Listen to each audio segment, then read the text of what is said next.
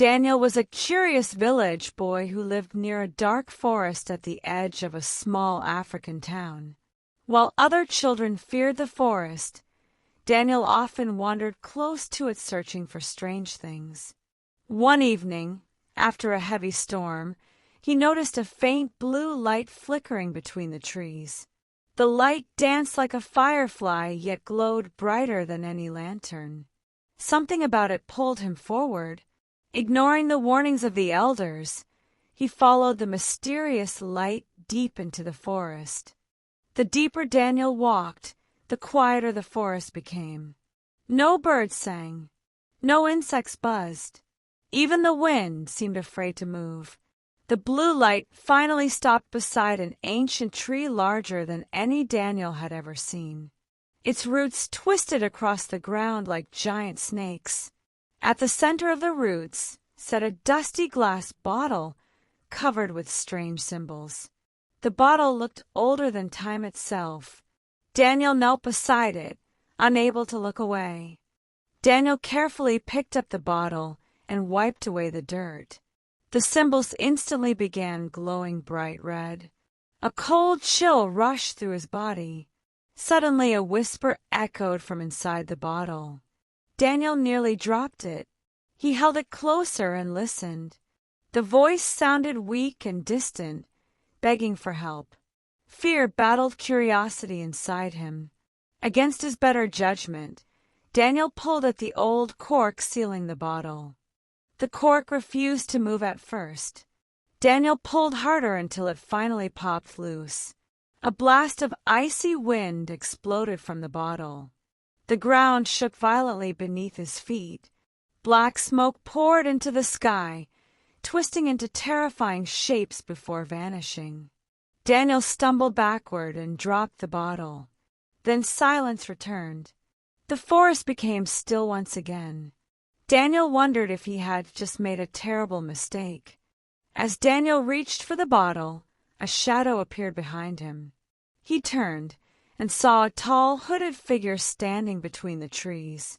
The figure had no face beneath its hood. Darkness swirled where its eyes should have been. Daniel's heart pounded so hard he thought it might burst. The figure slowly pointed at the bottle lying on the ground. Then it began walking toward him without making a sound. Terrified, Daniel grabbed the bottle and ran. Branches whipped across his face as he sprinted through the forest. Yet no matter how fast he ran, the silent figure remained behind him. It never rushed. It never stumbled. It simply kept walking. Somehow it was always close. Daniel finally burst from the forest and raced toward his village. When he looked back, the figure had disappeared. That night Daniel could not sleep. Strange scratching sounds came from beneath his bed. Whenever he checked, nothing was there. The bottle sat on a table across the room. Every few minutes its symbols flashed red. Near midnight, a voice suddenly emerged from inside. This time it was clear. The voice whispered only 3 words. "Put me back." Daniel froze in fear. The bottle should have been empty. Yet the voice continued speaking. It warned him that something terrible had escaped when the cork was removed. Daniel demanded to know what it was. For several seconds the bottle remained silent. Then the answer came. Death escaped. Daniel laughed nervously, thinking it was a joke. But deep inside, he felt the voice was telling the truth. The next morning the village felt strangely different. An old goat that had been sick for weeks was suddenly healthy. A dying tree had begun blooming again. Even the village healer seemed confused. Nobody had died anywhere nearby despite several people being gravely ill. The villagers celebrated what they believed was a miracle. Only Daniel knew something unnatural might be happening. That evening Daniel returned to the forest, hoping to learn the truth. As darkness fell, he found the giant tree once again. Suddenly, the faceless, hooded figure emerged from the shadows. This time it stood only a few steps away. A cold voice echoed from beneath the hood. "You release death." Then the figure pointed directly at Daniel and said, "Now you must trap it again before the world pays the price." Daniel's hands trembled as he clutched the bottle against his chest. The hooded figure stood motionless beneath the ancient tree. Fear told him to run, but curiosity held him in place. He demanded to know who the figure was. For several moments, only silence answered him. Then the cold voice returned, sounding like distant thunder. "I am the keeper of the bottle. For centuries, death remained trapped, until you opened the seal." Daniel expected the keeper to attack him. Instead, the figure slowly raised a shadowy hand toward the sky. Instantly, images appeared in the air like living smoke. Daniel watched villages grow crowded with people who never aged and never died. Sick animals wandered endlessly. Injured hunters suffered without relief. The world seemed alive, yet strangely broken. The sight filled Daniel with dread. Something was terribly wrong. The visions vanished as suddenly as they appeared. Daniel stared at the keeper in disbelief. If death was gone, nobody could truly leave the world. The keeper explained that life and death were meant to exist together. One could not function without the other. Every hour death remained free, the balance weakened further. Crops would fail, rivers would dry, the natural order would collapse. Daniel finally understood the danger. Daniel asked how death could be captured again. The keeper pointed toward the bottle. The symbols glowed brighter than before. "Death can only be trapped willingly," the keeper said. "But first you must find it." Daniel's stomach tightened. He had imagined chasing a monster through forests and mountains. Instead, he now faced a challenge even more frightening. He had no idea what death actually looked like. Before Daniel could ask another question, the keeper vanished into smoke. The forest became silent once more. Alone, Daniel stared at the bottle. Suddenly, one of the symbols shifted into the shape of an arrow. It pointed north toward a distant mountain. The bottle shook violently in his hands. Whatever power lived inside it seemed eager to guide him. Taking a deep breath, Daniel began following the arrow. The journey lasted through the night. Daniel crossed rivers and rocky paths he had never seen before. As dawn approached, he reached the foot of a towering mountain. The bottle's glow intensified. Strange whispers echoed among the stones. Some sounded like laughter. Others sounded like crying. Daniel felt as though unseen eyes were watching him from every direction. Yet whenever he turned, nobody was there. Halfway up the mountain, Daniel discovered a cave hidden behind a waterfall. The bottle suddenly became hot. Its symbols flashed rapidly as if warning him. Inside the cave, ancient drawings covered the walls. They showed a dark figure moving among kings, warriors, and ordinary people. The same figure appeared in every generation. Daniel realized he was looking at drawings of death itself. His heartbeat quickened. At the center of the cave stood a stone pedestal. Resting on top was a black feather unlike anything Daniel had ever seen. The moment he touched it, a terrifying vision flooded his mind. He saw a shadow moving across the world. Wherever it traveled, clocks stopped ticking. Trees stopped growing. Rivers seemed frozen in time. Death was no longer taking lives. It was stealing the future itself. Daniel dropped the feather and stumbled backward. Suddenly the cave began shaking. Cracks spread across the walls. Stones crashed from above. The bottle flashed bright red. Without thinking, Daniel sprinted toward the entrance. A massive boulder slammed down behind him moments after he escaped. Breathing heavily, he turned around. The cave had collapsed completely. Whatever secrets remained inside were now buried forever. As the dust settled, Daniel noticed something standing on a nearby cliff. It was not the keeper. It was not human either. The figure wore a cloak darker than midnight. Unlike the keeper, this one had glowing silver eyes. They stared directly at Daniel without blinking. A chilling smile slowly appeared beneath the hood. Then the stranger spoke. "So, you are the boy searching for death."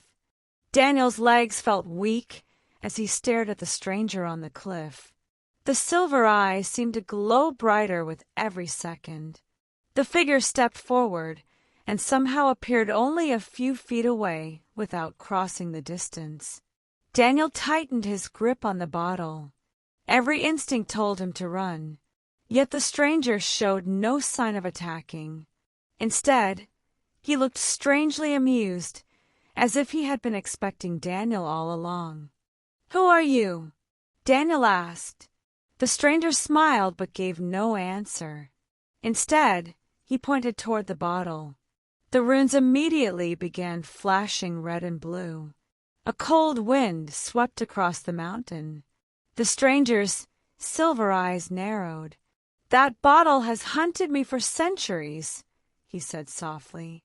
Daniel's heart skipped a beat. The words carried a terrible meaning. He suddenly feared he already knew who stood before him. The stranger slowly removed his hood. To Daniel's surprise, there was no monster beneath it. The face looked young, almost ordinary.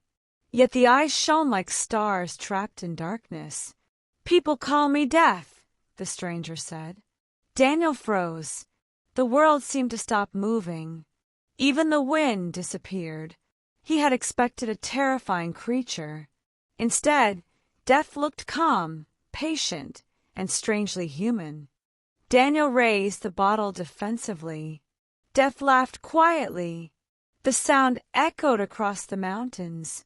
"You think that bottle can capture me now?" he asked. "I escaped because the world forgot balance." Daniel did not fully understand. Death pointed toward the horizon. Dark clouds stretched across distant lands. Rivers sparkled strangely beneath the fading sunlight. Something enormous was changing across the world, and Daniel could feel it. Death told Daniel a secret that made his blood run cold. Long ago, powerful people trapped death because they feared losing their lives. At first the world celebrated. Nobody died. Nobody grieved. But over time, suffering multiplied. The trapped death had become a prison for balance itself. Daniel wanted to reject the story, yet the strange events in his village proved something was wrong. Suddenly the bottle began shaking violently. A crack appeared near its base. Daniel stared in horror. Another crack followed. The ancient glass was weakening. The runes flashed brighter than ever before. Death's expression darkened. "The seal is failing," he said. "Soon the bottle will shatter forever." Daniel felt panic rising inside him. Without the bottle, he would lose his only chance to restore balance. Before Daniel could react, a deafening roar echoed across the mountains. The ground trembled beneath his feet. Huge cracks opened in the rocky path. In the distance, giant shadows rose from the valleys below. They looked like enormous creatures made entirely of smoke. Death stared toward them with concern.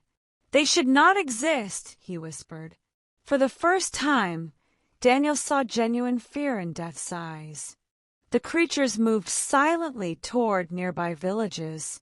Wherever they passed, colors faded from the world. Green grass turned gray. Flowers lost their petals. Birds dropped from the sky but remained alive, unable to move. Daniel realized the monsters were feeding on imbalance itself. Every moment Death remained free, the creatures grew stronger. If they reached the villages, countless lives would suffer. Daniel demanded to know how the creatures could be stopped. Death looked toward the bottle. "The bottle is not meant for me alone," he said. "It was created to imprison forces that threaten balance." The answer stunned Daniel. He had believed capturing death was the solution. Now he was learning a far more dangerous truth. The real threat might be something else entirely. As darkness covered the mountain, one of the giant shadow creatures turned its head toward Daniel. Its glowing eyes locked onto him from miles away. Then it began rushing across the land at impossible speed. Mountains shook beneath its steps. The bottle flashed a blinding crimson light. Death suddenly stepped in front of Daniel and said 4 chilling words. "It knows your name." Daniel's heart pounded as the enormous shadow creature raced across the mountains. Every step shook the earth beneath him. Trees snapped like twigs in its path. The bottle glowed, so brightly that Daniel could barely hold it. Death stood perfectly still, watching the monster approach. For the first time, Daniel noticed something strange. The creature was not looking at Death. It was looking only at him. The creature reached the mountain within moments. Its towering body blocked the moonlight. Dark mist poured from its mouth like smoke from a burning forest. Daniel wanted to run, but his legs refused to move. The creature lowered its enormous head until its glowing eyes were level with his own. Then, in a deep voice that shook the air, it spoke. "Daniel, give me the bottle." Daniel tightened his grip on the bottle. The creature stretched out a massive claw. Strange symbols covered its dark skin, matching the symbols on the bottle. A cold realization struck him. Somehow the creature was connected to the bottle itself. Death slowly stepped forward and placed himself between them. The creature growled angrily. The mountain trembled beneath its rage. Without warning, the creature attacked. Its giant claw crashed toward Daniel. Death raised a hand. A wave of silver light exploded outward. The impact shook the mountain and sent rocks flying into the night sky. Daniel was thrown backward, but managed to keep hold of the bottle. When he looked up, Death and the creature were locked in a fierce struggle. The battle lit the night like a storm. Silver energy and black smoke collided again and again. Yet something seemed wrong. Death was not trying to destroy the creature. Instead, he appeared to be holding it back. The monster roared with frustration. Daniel suddenly realized the truth. Death was protecting him. The discovery left him confused and deeply unsettled. As the fight continued, the bottle began humming. The sound grew louder until it echoed across the mountain. Daniel looked down and saw a hidden symbol appearing near the bottom. Unlike the others, this symbol formed a map. The glowing lines pointed toward a distant desert far beyond the horizon. Whatever answers remained, they were waiting there. Suddenly the creature broke free from Death's grip. It lunged toward Daniel again. This time the bottle reacted on its own. A beam of red light shot into the sky. The creature froze instantly. Every shadow around it twisted and stretched unnaturally. The monster roared in pain. For a brief moment, Daniel saw hundreds of trapped faces moving beneath its dark skin. The faces cried out for help. Men, women, and children appeared trapped inside the creature. Their voices echoed through the mountain air.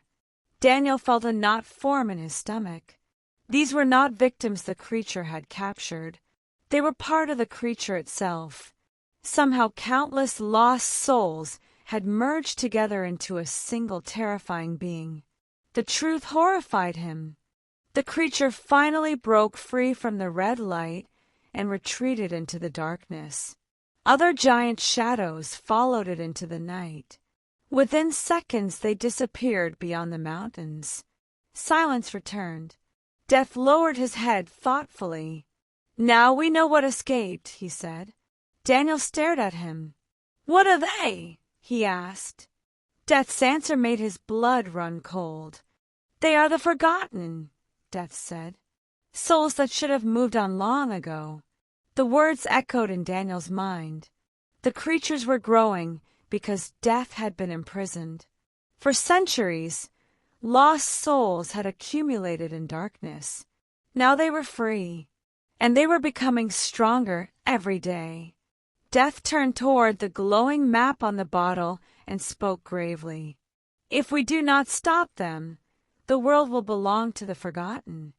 Daniel stared at the glowing map on the bottle. The desert it revealed lay beyond kingdoms, forests, and rivers he had never seen. Death pointed toward the horizon. "The forgotten began there," he said quietly. A cold wind swept across the mountain. Daniel felt fear rising inside him, but he knew there was no turning back. Together, they began the long journey toward the mysterious desert. For 7 days they traveled across wild lands. They crossed dry plains where no birds sang.